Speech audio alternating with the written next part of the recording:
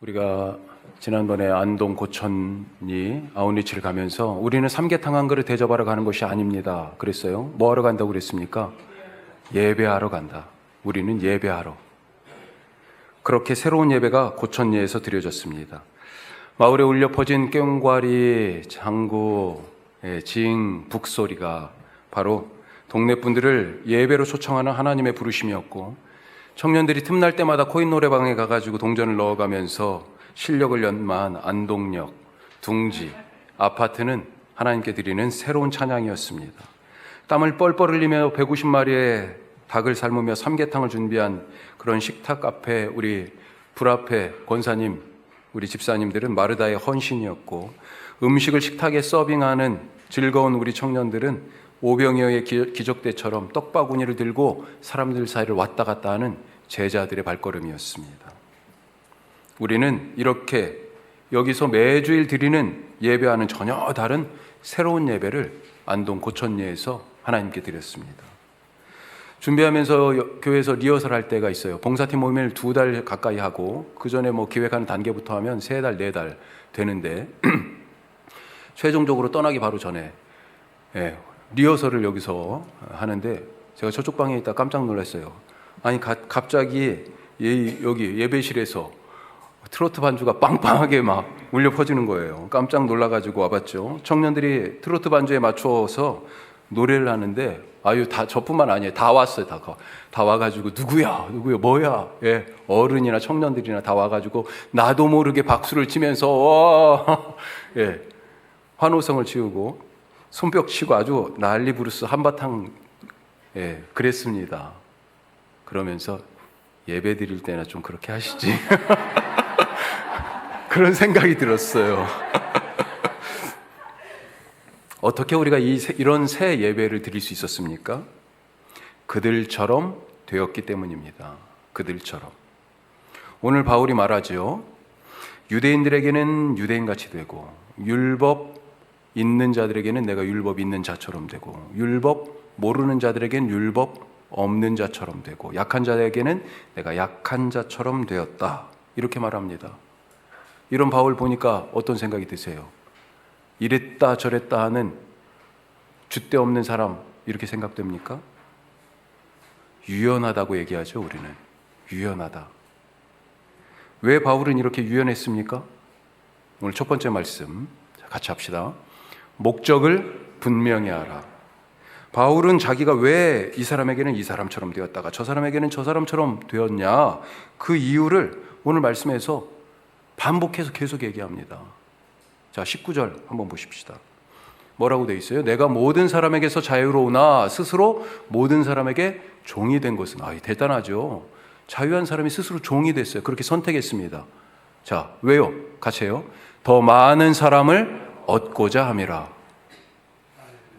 22절에서도요 같은 말을 합니다. 자, 뒷부분 보면 내가 여러 사람에게 여러 모습이 된 것은, 같이 해요, 아무쪼록 몇 사람이라도 구원하고자 함이라.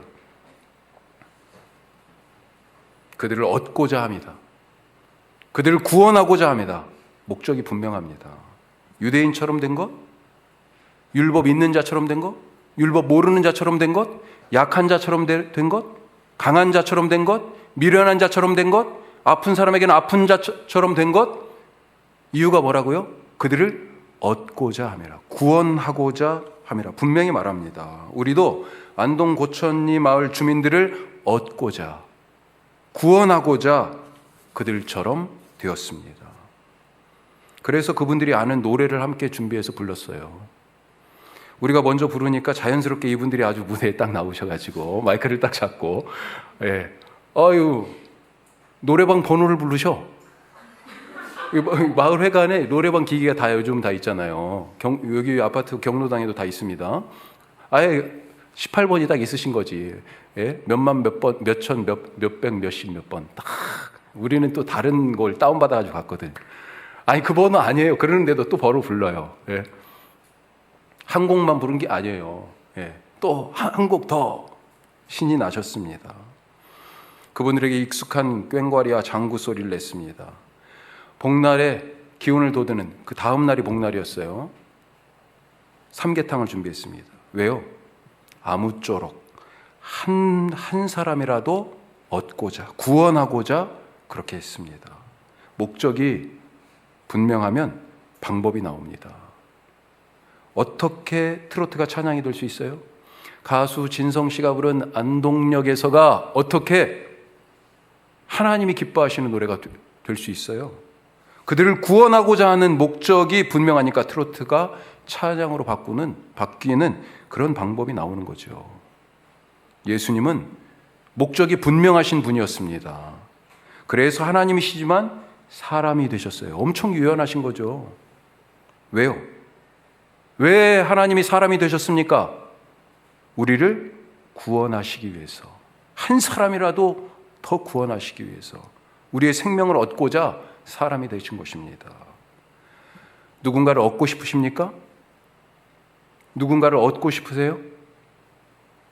요새 남편과 아내 사이가 점점 멀어집니다. 우리 각 집은 다 안녕하신가요? 예? 저도 멀어졌다, 가까워졌다, 멀어졌다, 그러다 점점 조금씩 더 멀어지는 것 같기도 하고, 부모와 자식 사이가 점점 어색해집니다.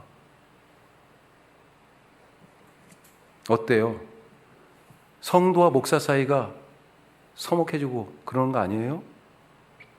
그러다가 잃습니다. 갈라섭니다. 그 사람을 얻고 싶다면 그 사람과 같이 되시기를 바랍니다. 남편은 아내같이 되고 아내는 남편같이 되어야 합니다. 부모는 자식같이 되고 자식은 부모같이 되어야 되죠. 그게 잘 안 되니까 서로 이해를 못하고 늘 너는 왜 그러냐, 당신은 왜 그래, 그러고 있지 않습니까? 예? 이것은 겉모습으로만 신용하라는 말이 아니잖아요. 그렇죠? 예수님이 신용으로 사람 되셨습니까? 사람이 된 척 하신 거예요? 초대교회 이단 중에 그런 이단이 있었어요. 엄청난 영향을 초대교회에 끼쳤습니다. 엄청 지금 쉽게 얘기하는 건데 영지주의라는 이단이에요. 그때 당시에 헬라의 사고방식은 뭐였습니까? 진리는 어디에 있어요? 하늘에 있어요.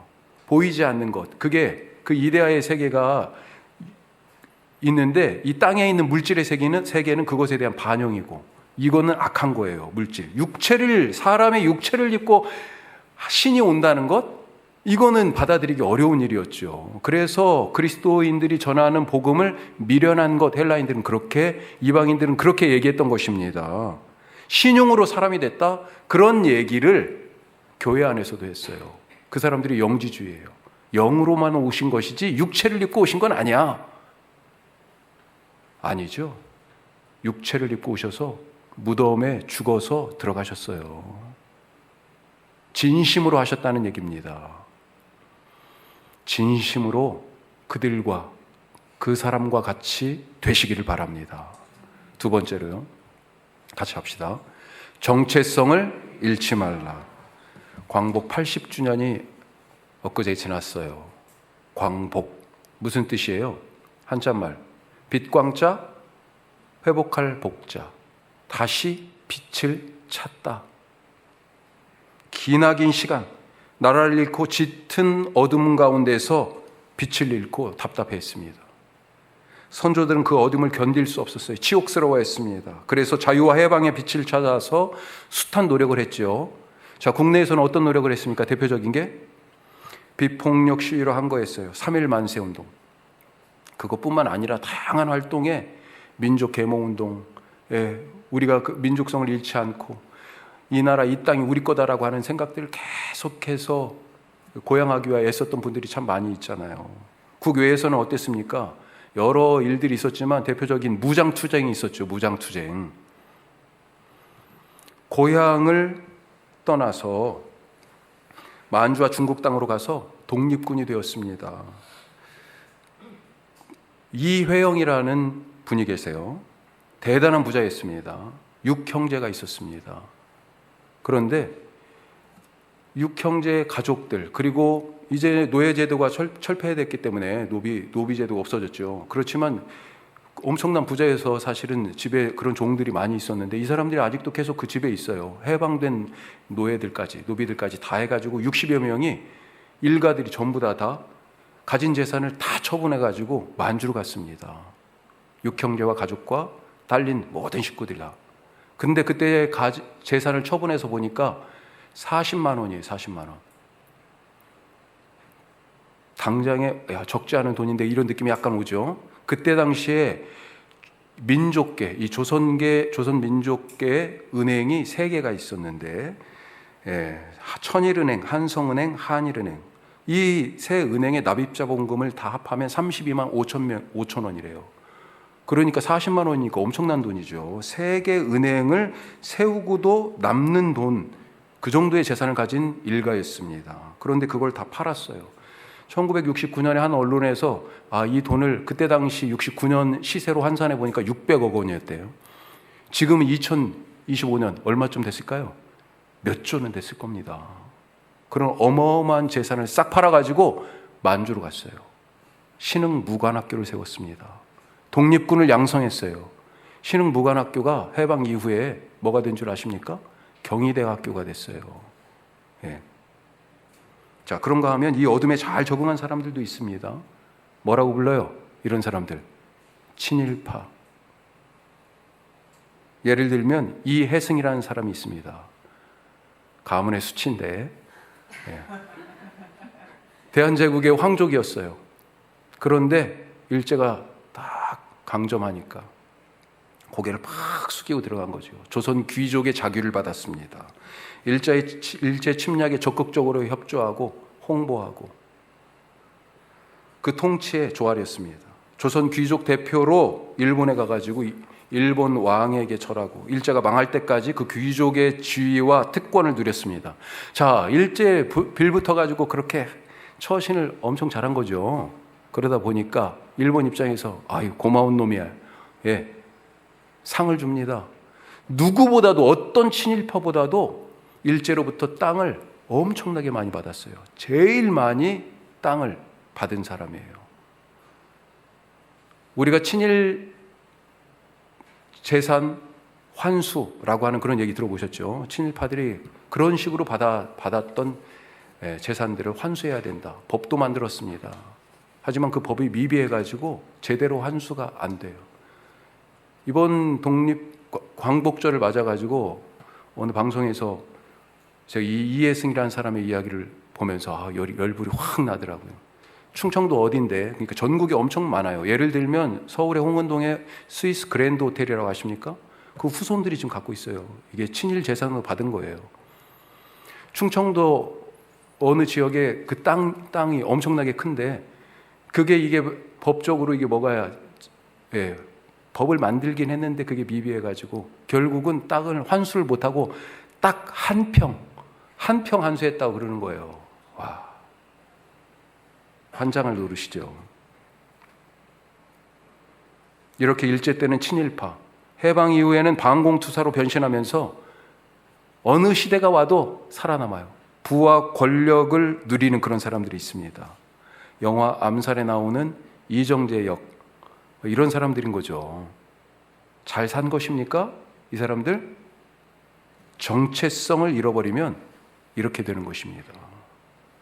우리 청년들이 고천에 가가지고 트로트를 불렀지만 그것이 찬양이 될 수 있었던 것은 정체성을 잃지 않았기 때문입니다. 예수님이 이 땅에 오셨지만 우리를 구원하실 수 있었던 것은 하나님의 아들로서의 자기 정체성을 잃지 않으셨기 때문이에요. 나를 여기로 보내신 이가 바로 하늘 아버지다. 그래서 예수님이 늘 기도하셨잖아요. 그 기도 속에서 하나님과의 관계 속에서 정체성이 계속 유지되고 있었던 거예요. 40년 전에 이집트를 떠났던 모세, 하나님이 다시 이집트로 보내셨습니다. 백성들 앞에 갔어요. 모른 척해요. 너 뭐야? 하나님, 우리가 지금 이러고 살고 있는데 백성들이 모세를 냉대했어요. 이집트 왕궁의 바로에게 찾아갔죠. 이 왕궁이 어디예요? 모세가 어려서 40년간 살았던 곳 아니에요. 사실은 고향 같은 곳입니다. 추억이 있어요. 그런데 동화되지 않았어요. 다시 척박하고 외로운 광야에서 그렇게 살고 있었습니다. 그런데 문명으로 높은 건물로 화려하고 북적거리는 도시에 나왔어요. 그런데도 흔들리지 않았습니다. 왜요? 왜? 호렙산 떨기나무 불꽃 가운데서 만난 그 하나님이 자기 백성을 구원하기 위한 구원자로 나 모세를 세웠다라고 하는, 나는 하나님의 말씀을 들고 간 하나님의 메신저다라고 하는 자기 정체성을 붙잡고 있었기 때문에 그렇습니다. 하나님이 날마다 우리를 세상 속으로 보내십니다. 그 속에서 세상에 동화되어서 세상의 풍조에, 이 뭐예요? 바람과 물결이죠. 풍조. 거기에 휩쓸려가지고 그냥 이리저리 흔들리지 않고 좌로나 우로나 치우치지 않고 주님이 주신 사명의 길을 가기 위해서 하나님 자녀로서의 정체성을 잃지 마시기 바랍니다.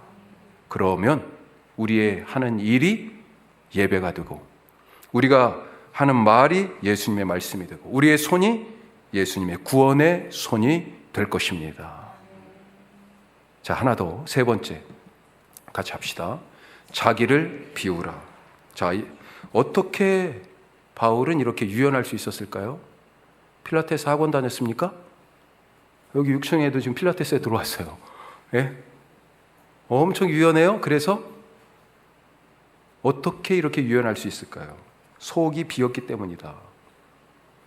속을 비웠어요. 다른 말로 얘기하면 뭐 여러 가지가 있을 수 있겠습니다만 오늘은 고정관념을 버렸어요. 바울은 이런 고정관념을 뭐라고 표현했냐? 배설물, 이렇게 얘기했죠. 유럽 사람들이 우리나라 와서 놀라는 것 중에 하나가 버스도 기차도 제 시간에 출발하는 거래요. 예, 뭐 너무 혹시 국뽕 유튜버인지 모르겠지만 예, 뭐 그런 영상들이 있더라고요. 그래가지고 깜짝 놀라는 거죠. 아니 보통 5분 10분 늦는 게 다반사고 심지어는 30분도 막 연착하고 늦고 보통 그러는데 한국은요 그런 줄 알고 왔어. 그게 뭐예요? 그런 생활에서 그런 세계관에서 살면서 기차 5분 10분 늦지 당연히 이렇게 생각하고 그것이 삶의 습관과 고정관념이 딱 됐었는데 한국에 딱 와보니까 12시 출발 딱 그러면요 정확하게 12시에 출발하는 거예요. 예? 조금 늦어도 뭐 기다리지. 보통 그렇게 다 늦잖아. 그리고 갔다가는 못하는 거죠. 유대인들은 어떤 고정관념을 가지고 있었습니까? 이방인들에게는 구원이 없다. 구원은 오직 하나님이 선택하신 우리 민족, 우리에게만 있다. 이걸 뭐라고 얘기합니까?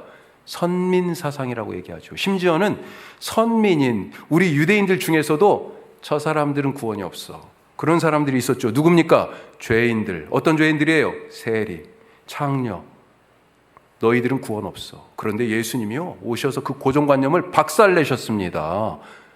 세인과 죄인과 창기들과 함께 먹어요. 마셔요. 노래를 부릅니다. 이야기를 나눌 뿐만 아니라 밥을 먹어요. 그리고 같이 자요. 깜짝 놀랐죠. 네가 하나님으로부터 온 사람이라면, 네 말대로 하나님의 아들이라면 어떻게 이런 죄인들하고 같이 저렇게 어울려? 바울도 그렇게 살았어요. 죄인들, 천국에 구원받지 못한 자들, 하나님의 백성이 아니야. 이방인들, 너희들은 당연히 아니지. 그런 생각으로 바울도 살았었는데요. 예수님을 만나고 나서는요, 그 고정관념이 배설물이다, 쓰레기다 깨달았죠. 그래서 비웠습니다. 버렸어요. 그래서 그들과 같이 될 수 있었던 거예요. 율법 없는 자들에게 율법 없는 자처럼 될 수 있었던 거예요. 유연해졌습니다.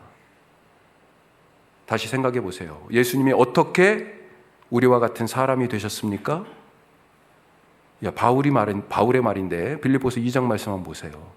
자, 그는 근본 하나님의 본체이시나 하나님과 동등됨을 취할 것으로 여기지 아니하시고, 같이 합시다. 오히려 자기를 비워 종의 형체를 가지사 사람들과 같이 되셨고.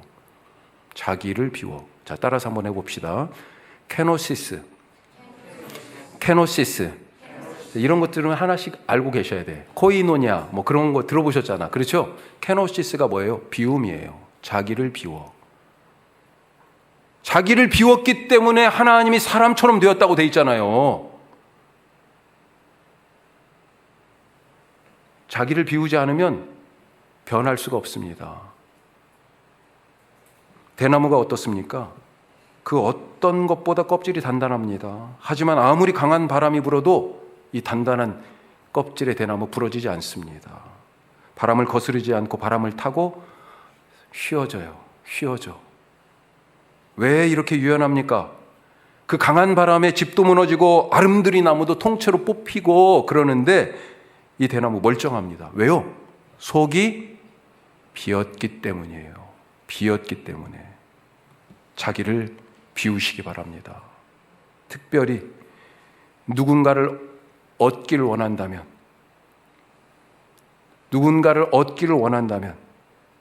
다른 거 몰라도요, 그 사람에 대한 생각을 비우시기 바랍니다. 다른 사람에 대한 생각 비우세요. 다. 우리가 다 세팅되어 있잖아요. 저 사람은 저래, 저 사람은 저래. 여러 경험과 관계들을 통해 가지고 나름대로 이게 모두가 다 그래요. 효율적으로 자기 머릿속에서 나도 모르게 다 정리를 해놨어. 그런데 이것이요, 정말 맞는 거예요? 맞는 겁니까? 오히려 내가 가지고 있던 그 고정관념 때문에 그 사람과의 관계를 더 깊어지고 더 진실해질 수 있는, 그 사람을 얻을 수 있는데도 불구하고 그것 때문에 오히려 관계가 막히고 그 사람을 잃는 경우가 없습니까? 비우시기 바래요. 그래야 그 사람처럼 될 수 있고, 그래야 그 사람을 얻고 구원할 수 있습니다. 기도하겠습니다.